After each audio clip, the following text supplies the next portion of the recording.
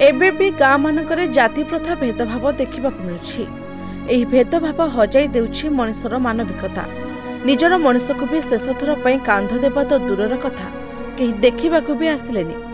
शेष में शव को ट्रली रे श्मशान पर्यंत नेबाकू पड़िला। दीर्घ समय धरी पड़ी रही शव हेले केही भी आसिलेनि। झील अन्य जाति बह करू मार मृतदेह को मिलिलानि कांध। शेष में ट्रली रे मृत शरीर को बोही श्मशान नेले संपर्क पुत्रा। एभली हृदय विदारक घटना आसी संबलपुर जिला कुचिंडा एनएसी 5 नंबर वार्ड।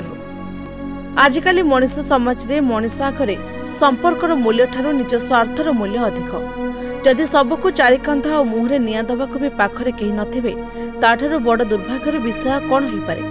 मृतक जनक हेउछन्ती गौतमी छतिया। गौतमी निज झील समिता गुरु और ज्वाई मनोबध गुरु सहित रहुथिले। बयस होइजिबारु गतकाली सकाले तांकर मृत्यु होइतिला। गौतमी झील अन्य जाति बह पर आरंभ होइतिला बाछ विचार। झील अन्य जातिर युवक सह घर करिबारु गौतमी को कांध देबाकू मना करथिले निज संपर्कीय। शेष दर्शन करने भी आसिलेनि। शेष में गौतमी पुतला ज्वाई मिसे एक ट्रली रे मृतदेह को बोही नहीं शेषकृत्य संपन्न करथिले। एभली हृदय विदारक घटना एवं संबलपुर जिलार चर्चार विषय पलटिछि। Bureau report, NNS Odia.